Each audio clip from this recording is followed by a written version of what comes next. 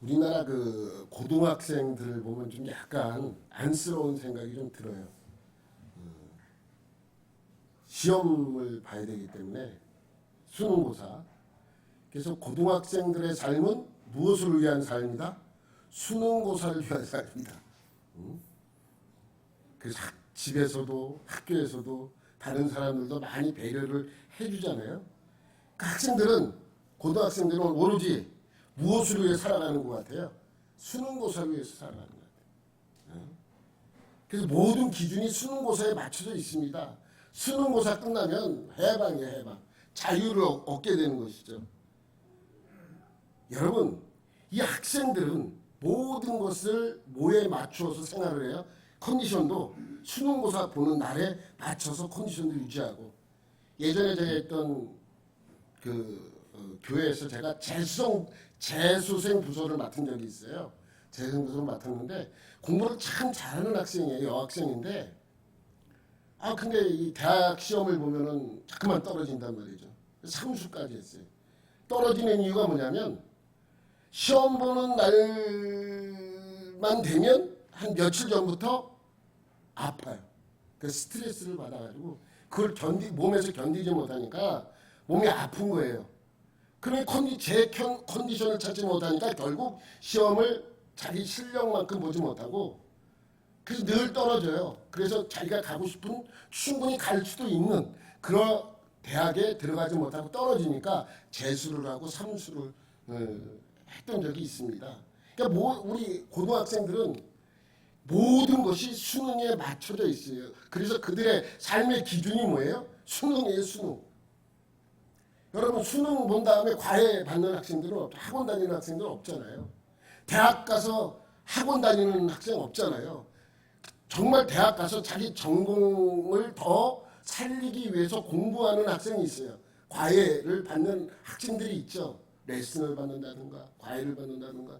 근데 그건 진짜예요, 진짜. 그런데 고등학교 때 받는 과외나 학원은 수능고사를 위해서 특별히 그것만을 위해서 받는 것이죠. 그러니까 시험 우리가 어떠한 그 내용도 역사나 사회나 뭐 영어나 수학이나 뭐가 제일 중요한 거예요? 수능고사에 나올 만한 게 제일 중요한 것이고 수능에서 절대로 나오지 않는 것 이거는 별로 중요하지 않아요.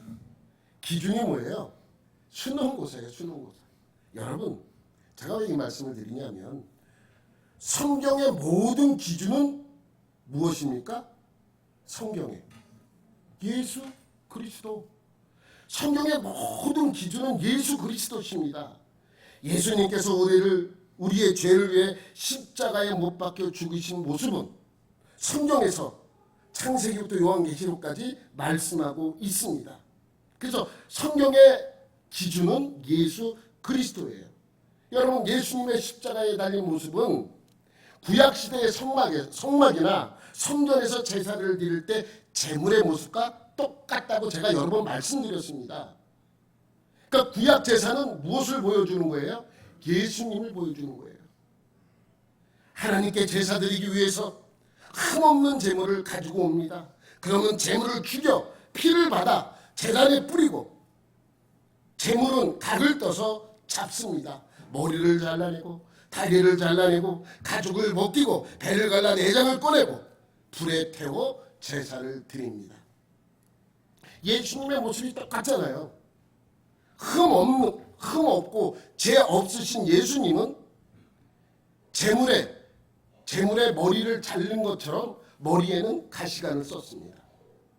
네 다리를 잘라낸 것 같이 손과 발에 못이 박혔잖아요. 가죽을 벗겨낸 것 같이 온몸에 채찍에 맞아 찢어졌습니다.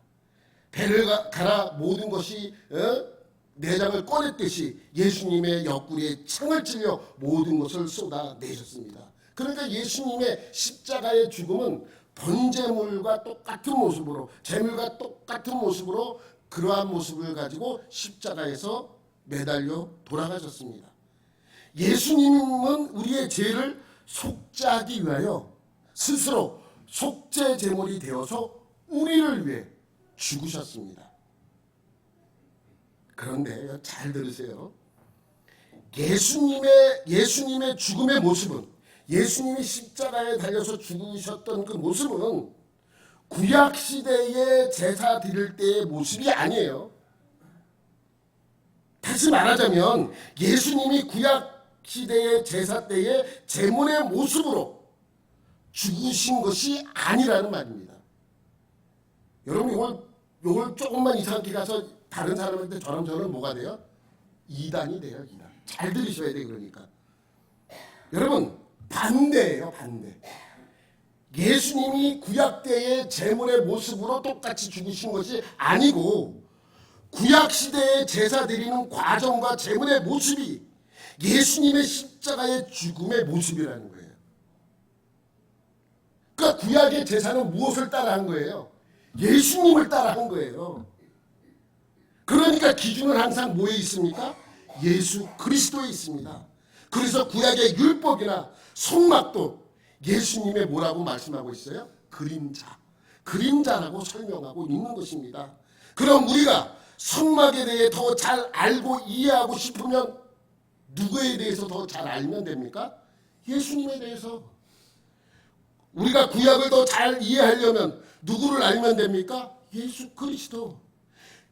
우리에게 율법을 주신 이유를 알려면 무엇을 알아야 됩니까? 예수 그리스도의 복음에 대해서 알면 돼요. 항상 기준은 어디에 있습니까? 예수 그리스도입니다. 창세기는 예수님이 오시려면 아직도 모르는데 무슨 그래도 모든 기준이 예수님에 맞춰져 있습니다. 제가 지난주에 말씀드렸던 것 같이 11절 말씀 한번 다시 한번 볼게요. 이는 죄를 위한 짐승의 피는 대제사장이 가지고 성소에 들어가고 그 육체는 영문 밖에서 불사름이라. 이 말씀은 뭐에 근거를 둔 표현이라 그랬습니까? 속죄제. 속죄제의 제사법을 비교하여 설명하고 있는 것입니다. 속죄제를 드릴 때는 남은 고기, 여러분 속죄제의 제사는 내장과 기름만 태운다 그랬어요. 내장과 기름만 태워요. 그럼 나머지 고기는 어떻게 하느냐? 제사장이 먹을 때도 있고 먹지 않고 진영 밖에 가지고 가서 태울 때도 있다라고 말씀을 드렸습니다. 어떤 때는 먹고 어떤 때는 먹지 않습니다.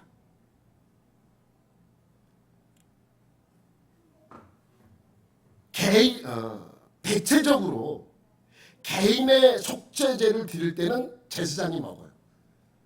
개인일 때는. 근데 어떠한 대표성이 있거나 연합일 때는 먹지 않아요.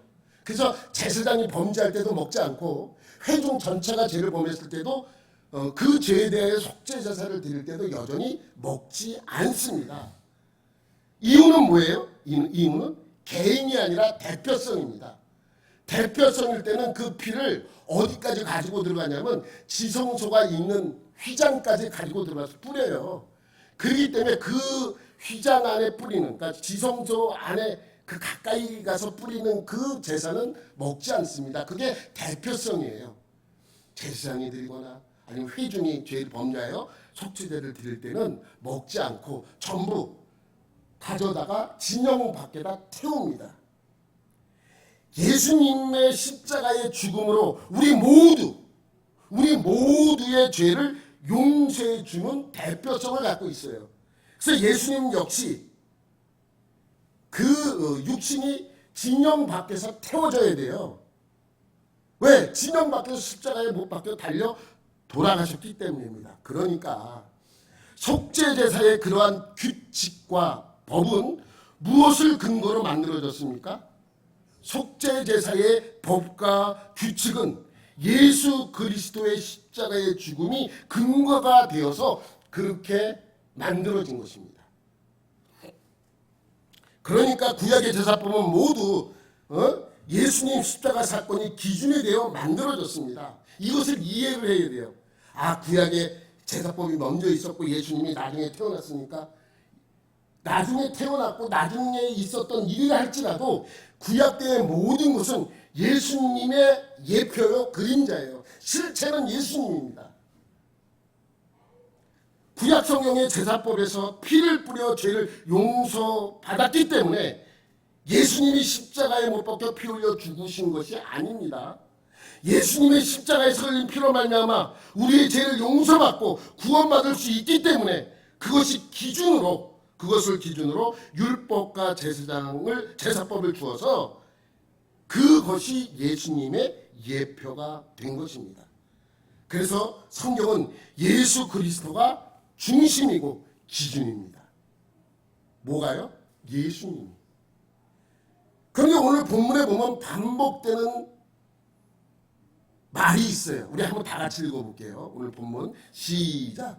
이는 죄를 위한 짐승의 피는 대제사장이 가지고 성소에 들어가고 그 육체는 영문 밖에서 불사름이라. 그러므로 예수도 자기 피로써 백성을 거룩하게 하려고 성문 밖에서 고난을 받으셨느니라. 그런즉 우리도 그의 치욕을 짊어지고 영문 밖으로 그에게 나아가자. 우리가 여기에는 도성이 없으므로 장차 올 것을 찾나니. 반복되는 말씀이 뭐예요? 네, 영문밖, 같은 말이에요. 영문밖, 성문밖. 성문밖과 영문밖은 단어가 똑같은 거예요. 성문밖은 성바깥이라는 말씀이고, 영문밖이라는 말은 진영, 사람이 사는 곳 바깥이라는 뜻이에요. 같은 말씀입니다. 근데 이 말씀, 오늘 본문에서 제일 중요한 게 영문밖입니다. 진영 밖, 성문 밖. 이 말씀, 이 단어, 이것을 의미하는 바를 모르면 오늘 이 말씀을 이해할 수가 없어요. 그래서 이 말씀에서 가장 중요한 건 영문 밖이기 때문에 그래서 설교 제목도 뭐예요? 영문 밖으로예요. 영문 밖으로. 여러분 11절에 구약 제사도 대표성이 있는 제사를 드릴 때는 그것을 가지고 영문 밖에 나가서 태워버린다고 말씀하고 있고, 또 12절에도 이렇게 표현하죠. 12절 넘겨봐. 성문 밖으로. 그러므로 예수도 자기 피로써 백성을 거룩하게 하려고 성문 밖에서 고난을 받으셨느니라. 여러분, 이 말씀이 무슨 말씀이냐면 예수님은요 제사장들과 유대인들의 고발로 말미암아 빌라도 법정에 서게 됩니다. 사진 한번 보세요. 빌라도 법정에 서가지고 이 유대인들과 제사장들과 그 사이에서 예수님이 홀로 재판을 받고 있는 것이, 여기가 빌라도 법정입니다. 이 장소가 어디냐면 안토니오 요새라는 곳이에요. 안토니오 요새. 여기가 어디냐면 넘겨보세요. 동그라미를 친 빨간 동그라미 친 데가 있잖아요. 성전 북쪽에 안토니오 요새라는 곳이 있어요.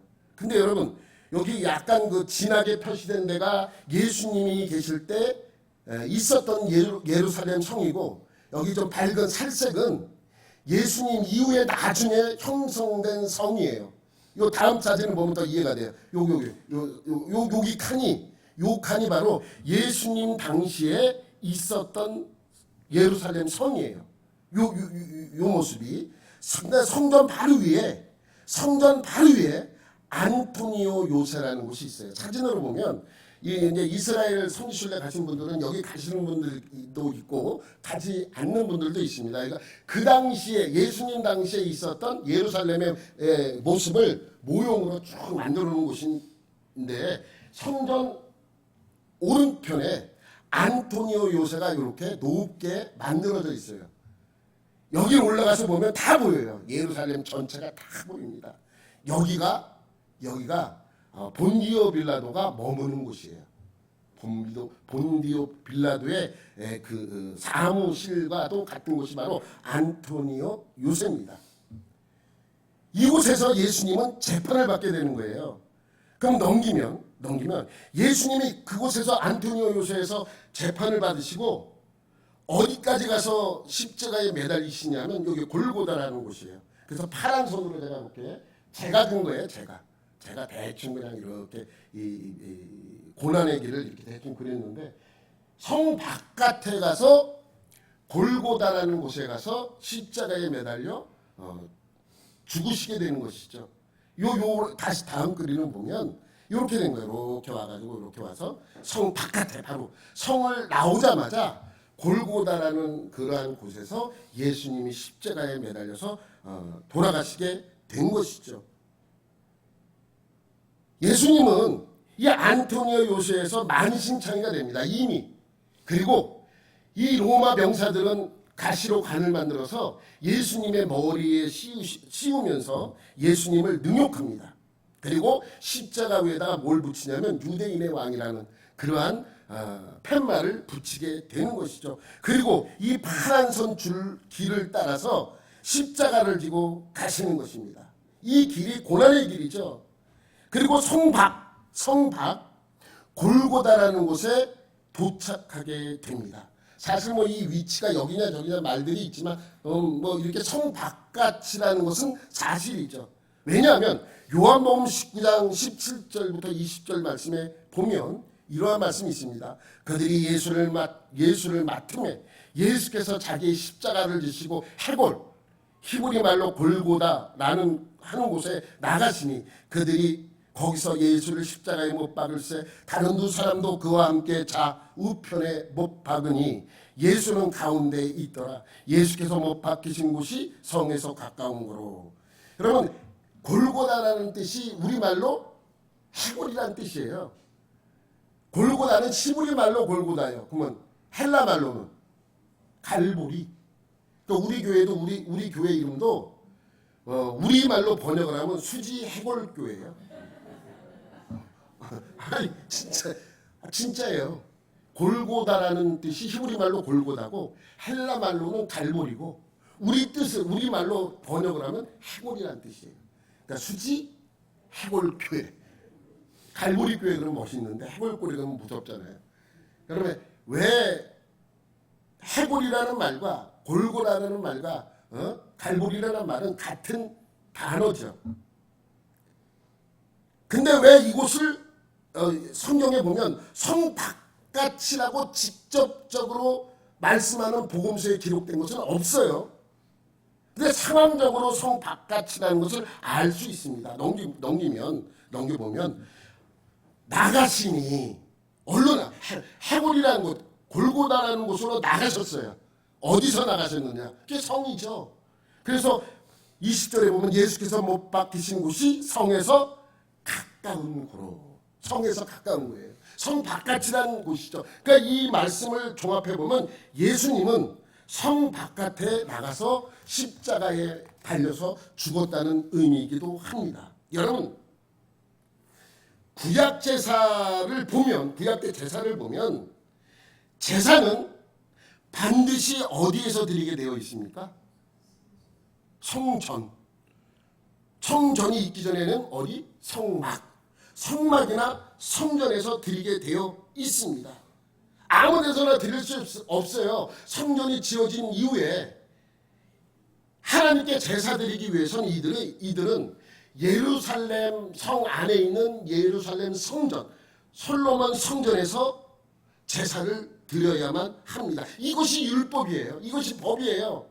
다른 데서 드릴 수가 없어요. 아유, 난 너무 멀어. 예루살렘 가려면 너무 멀어. 난 그냥 이곳에서 하나님께 제사 드려야지. 그리고 소 잡고 양 잡고 염소 잡아서 피를 내서 뿌리고 어디다 뿌려요? 그 피를 어디로 가져와야 돼요? 성전으로 가져와야 돼요. 아무 의미가 없는 거예요. 그러니까 이들의 법은 오로지 하나님께 드리는 제사는 성전에서만 드릴 수 있는 것입니다. 그것도 예루살렘 성전. 그리고 이들은 그렇게 하나님께 제사 드리기 위하여 소나 양이나 염소 제물을 갖고 와서 성전의 뜰에서 제물을 잡아 죽이고 피를 받아 각을 뜹니다. 어디서요? 성전의 뜰에서. 그런데 예수님은 어디서 고난을 받아 죽고 피를 흘리고 못에 박힙니까? 어디입니까? 골고다잖아요. 골고다에서 죽으셨잖아요. 예수님이 성전 안에서 죽었습니까? 아니잖아요. 예수님이 죽으신 곳은 어디예요? 골고다 언덕 십자가 위에서 죽으셨단 말이죠. 성전도 아니고 성안도 아니에요. 성 바깥에서 골고다라는 곳에서 고난을 받아 피 흘려 죽으셨다는 것이죠. 그러면 이렇게 성 밖에서 고난 받으신 이유가 뭐냐 말이죠. 아예 그냥 속 시원하게 예수님이 성전 앞이나 성전 안에서 어떻게 해서 죽으시고 피를 흘렸다면 더 좋았을 것을 율법대로 성전의 뜰에서 죽으면 더 좋았을 것을 왜 예수님은 그렇게 그곳에서 죽지 않으시고 성 바깥에 골고다라는 곳에서 못 박혀 죽으셨냔 말이죠. 예? 여러분, 율법에서는 예수님이 그렇게 성전 안에서 죽고 그 죽으심으로 말미암아 용서받았다면 좋았을 것을 왜 성 밖에서 드리셨는가? 한 가지 이유밖에 없어요. 그 이유는 12절에 나와요. 12절. 시작. 그러므로 예수도 자기 피로써 백성을 거룩하게 하려고 성문 밖에서 고난을 받으셨느니라. 여러분 넘겨야 돼. 하나 더 넘겨봐봐요. 그렇지. 여기 뭐 예수님께서 성 밖에서 하신 이유를 히브리서 12절에는 자기 백성을 거룩하게 하려고 성문 밖에서 고난을 받으셨대요. 여러분 여기서 이 백성은요 이 땅에 있는 모든 사람들이 아니에요. 예수님을 구원자로 믿어 예수님 앞으로 나온 하나님의 백성이죠. 여러분 예수님은요 이 세상 모든 사람을 위해 오셨지만 모든 사람을 구원하지 않아요. 예수님은 이 세상에 있는 모든 사람들을 위해 오셨지만 예수님은 그 모든 사람을 구원하시지 않습니다.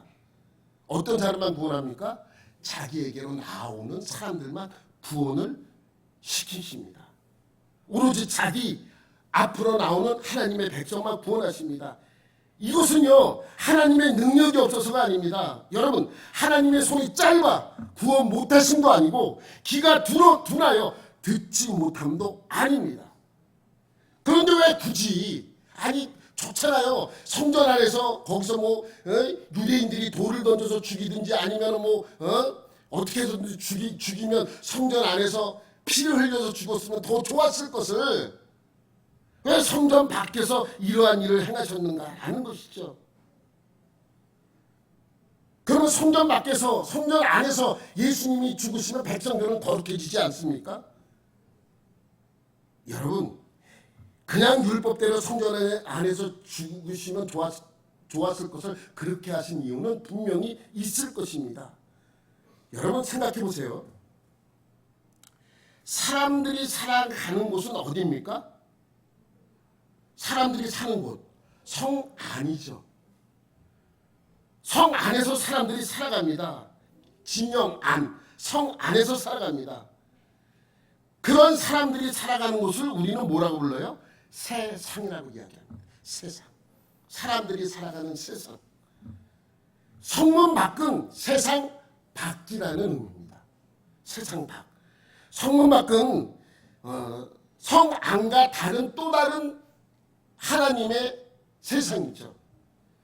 여러분 여기 거룩이라는 말은 우리가 알고 있기로는 어떠한 단어를 가지고 있습니까? 어떠한 뜻을 갖고 있습니까? 구별되는 거예요. 구별. 근데 오늘 본문에 보면 백성을 구원하게 하시려고라고 하지 않아요. 죄에서 건지시려고라고 하지도 않아요. 백성을 거룩하게 하려고라고 말씀하고 있습니다. 거룩이라는 것은 구별이에요.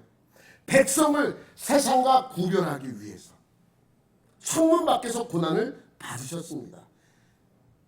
여러분 이 거룩이라는 말의 뜻을 우리가 이 거룩 이렇게 생각. 거룩은 그냥 구별되다라는 뜻이에요.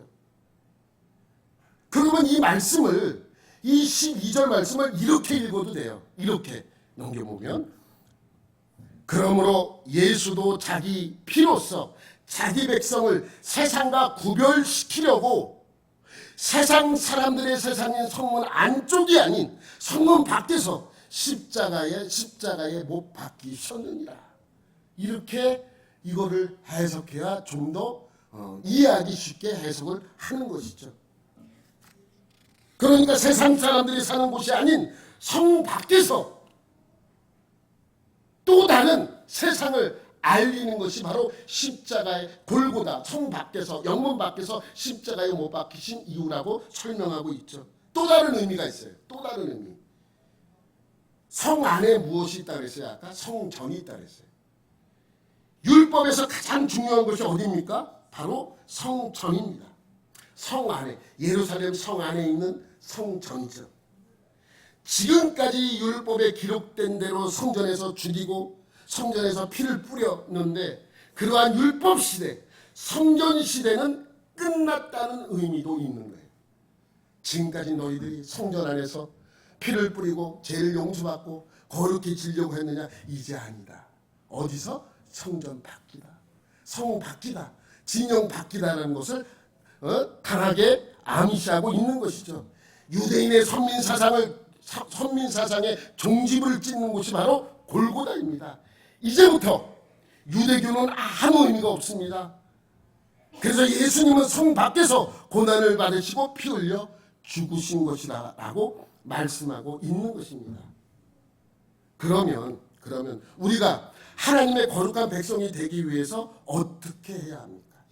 하나님의 거룩한 백성이 되기 위해서 하나님이 진영 밖에서 그렇게 이루신 것을 얻기 위해서 우리가 할 일은 무엇입니까? 예수님은 진영 밖에서, 영문 밖에서 십자가에 못 박혀 돌아가신 일을 하셨는데 그럼 우리가 할 일은 무엇이냐? 그것이 바로 13절이에요. 13절에 뭐라고 말씀합니까? 시작. 그런즉 우리도 그의 치욕을 짊어지고 영문 밖으로 그에게 나아가자. 영문 밖으로 나가는 거예요. 예수님이 계신 곳으로 나가는 것이죠. 성전 안으로 가봐야 아무 의미가 없어요.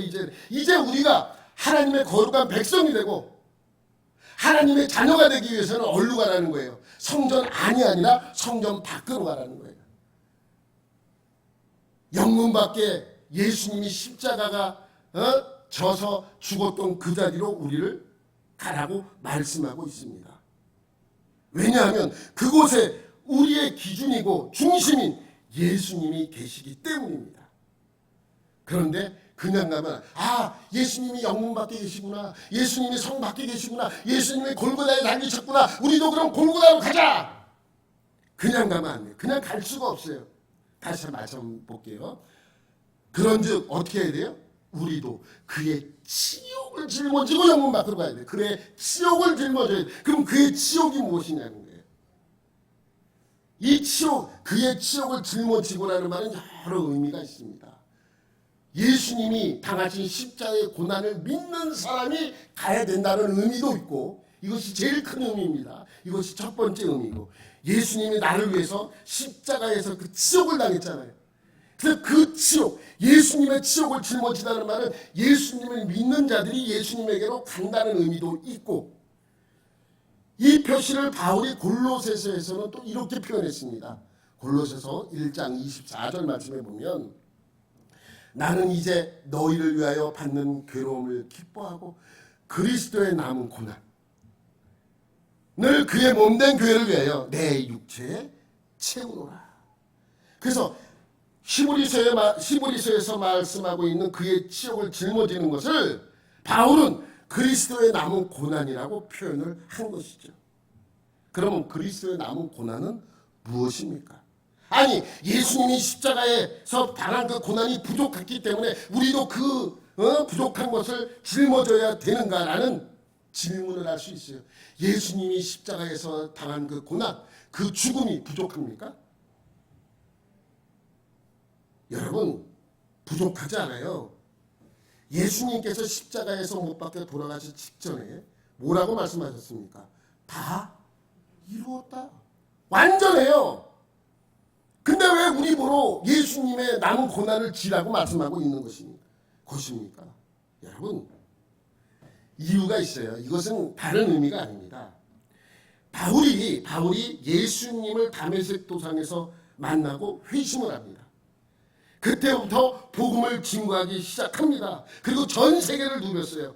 처음에 예수를 믿고 다메섹 도상에 눈이 멀어서 다메섹으로 끌려갑니다. 그리고 눈이 떠지죠. 아나니아가 와서 기도를 해줌으로써 눈이 보이기 시작을 합니다. 그때부터 증거하기 시작해요. 예수님을 증거하기 시작하니까 유대인들이 어떻게 해요? 바울을 잡아 죽이려고 합니다. 그래서 다메섹에서 어떻게 하냐면 복음을 증거하다 유대인들이 와서 죽이려고 하니까 성 밖으로 이 바구니를 타고 도망을 가요. 바구니를 타고서 사람들이 내려지고 바울이 그 바구니를 타고 가서 도망가는 장면이 나옵니다. 그리고 1차 전도 여행에서는 어떻게 합니까? 비시디아 안디옥까지 가서 복음을 전합니다. 그 전하는 것을 보고 유대인들이 잡아 죽이려고 합니다. 어떻게 합니까? 이고니온 루스드라로 도망합니다. 쫓아와서 바울을 죽여버렸어요. 돌을 던져서 죽여버렸어요. 그래서 죽었다가 살아난 곳이 루스드라. 2차 전도여행 때는 어땠습니까? 데살로니가에서 죽을 뻔했죠. 3차 전도여행은 어땠습니까? 3차 전도여행을 마치고 예루살렘에 왔을 때 그는 잡혀서 유대인들과 충돌이 일어나고 그를 잡아 죽이려는 것을 간신히 피해서 로마 군대 군영으로 피신을 하게 됩니다. 그리고 4차 전도여행은 로마의 감옥에서 있었죠. 그리고 5차 전도여행 끝으로 잡혀서 로마에서 순교를 하게 됩니다.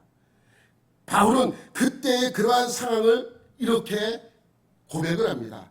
고린도후서 11장 23절부터 28절 말씀인데 그들이 그리스도의 일꾼이냐 정신없는 말을 하거니와 나는 더욱 그러하도다. 내가 수고를 넘치도록 하고 옥에 갇히기도 더 많이 하고 매도 수없이 맞고 여러 번 죽을 뻔하였으니 유대인들에게 40에서 하나 감한 매를 5번 맞았으며 3번 태장으로 맞고 1번 돌로 맞고 3번 파선하고 일주야를 깊은 바다에서 지냈으며 넘겨보세요. 여러 번 여행하면서 강의 위험과 강도의 위험과 동족의 위험과 이방인의 위험과 시내의 위험과 광야의 위험과 바다의 위험과 거짓 총재 중의 위험을 당하고 또 수고하고 애쓰고 여러 번 자지 못하고 줄이고 목마르고 여러 번 굶고 춥고 헐벗어노라. 이 외의 일은 고사하고 아직도 날마다 내 속에 눌리는 일이 있으니 곧 모든 교회를 위하여 염려하는 것이라. 또 다른 성경에서 바울이 이렇게 표현합니다. 나는 날마다 죽노라. 바울이 그리스도의 남은 고난을 이렇게 표현하고 그렇게 당했다라고 설명하고 있는 것이죠. 예수님의 이러한 고난을 남은 고난이라고 표시하고 오늘 히브리서에서는 예수님이 받았던 지옥이라고 말씀할 수 있는 것입니다.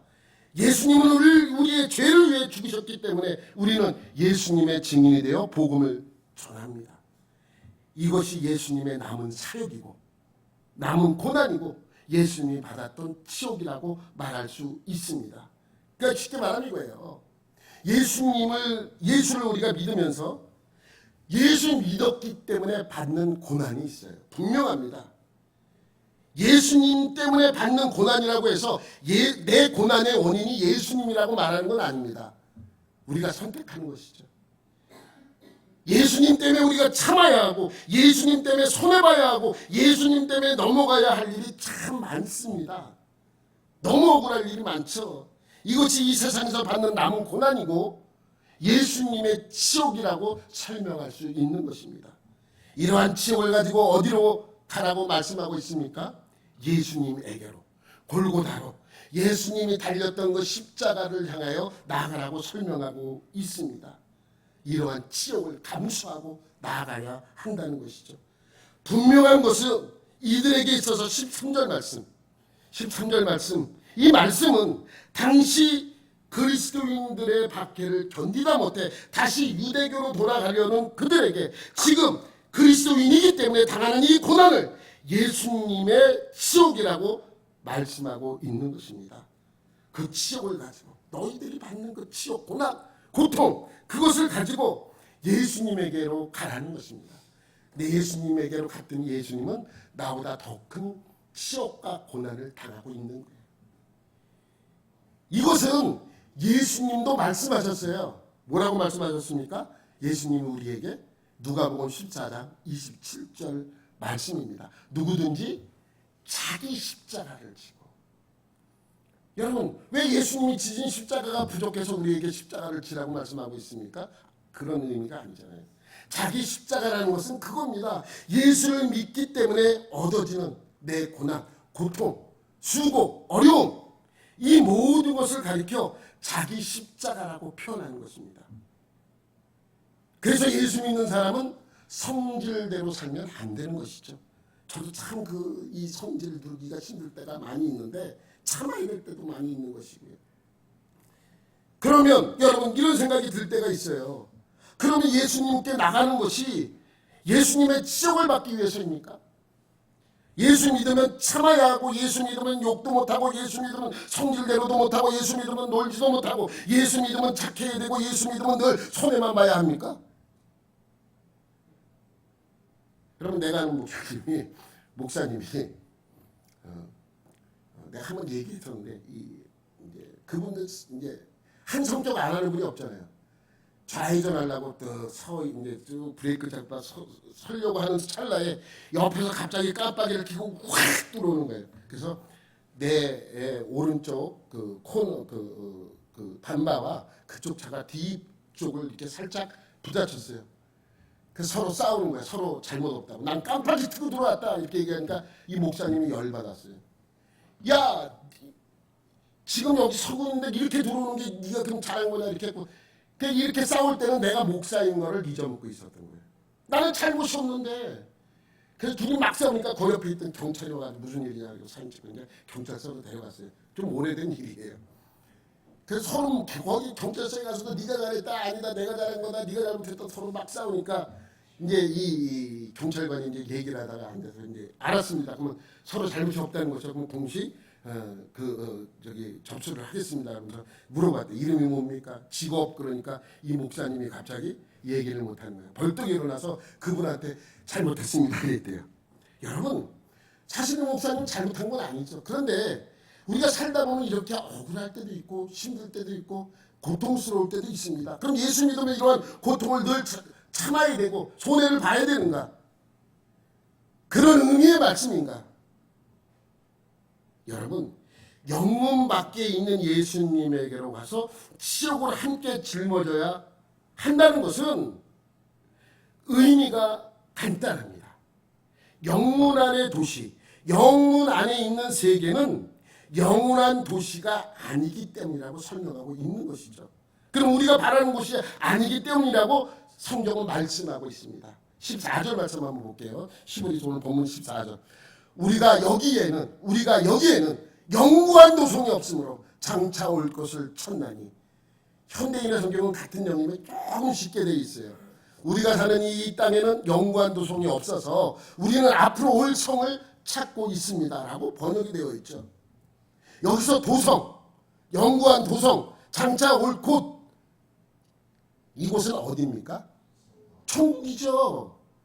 그러니까 이 세상에서가 아니라 하나님의 또 다른 세상을 언급하고 있는 것입니다. 우리는 영문 밖으로 나오는 것이고 영문 밖에 있는 예수님에게로 가는 것이고 예수님께서 달리신 그 십자가에 매달린 그 지역, 성 바깥에 있는 영문 밖에 있는 그곳은 또 다른 하나님의 나라, 하나님의 백성이 가는 곳이라고 설명하고 있는 것입니다. 그곳에서 예수님의 남은 고난에 동참하며 장차 우리에게 올 하나님의 나라를 기다리고 있는 것이죠. 쉽게 표현하면 예수님에게로 나가서 천국을 기다리는 것입니다. 여러분, 이 도성, 장차 올 곳, 이러한 말씀은 히브리어에서 계속해서 설명하고 선포하고 있는 말씀이기도 합니다. 11장 16절에도 이렇게 표현합니다. 이제는 더 나은 본향을 사모하니 곧 하늘에 있는 것이라. 이것을 이러므로 하나님이 그들의 하나님이라 일컬음 받으심을 부끄러워하지 아니하시고 그들을 위하여 한 성을 예비하셨느니라. 더 나은 본향, 하늘에 있는 곳, 한 성. 12장 22절에도 이렇게 표현합니다. 살아계신 하나님의 도성, 하늘의 예루살렘. 계속해서 히브리서에서 말씀하고 있는 공통적인 것은 천국을 의미하는 것을 선포하고 있는 것이죠. 그러니까 천국의 다양한 표현을 지금 히브리서에서 도성, 하나님의 도성, 장차 올 성, 하늘의 예루살렘, 시온산이라고 표현하고 있는 것이죠. 그것이 바로 쉽게 표현하면, 우리식으로 표현하면 천국이라는 것입니다. 그리스도인들의 삶은 바로 그 도성 천국을 찾아가는 삶이 되어야 합니다. 여러분들은 왜 교회에 나오십니까? 여러분들은 왜 신앙생활을 하고 계십니까? 왜 여러분들은 그리스도인이 되었습니까?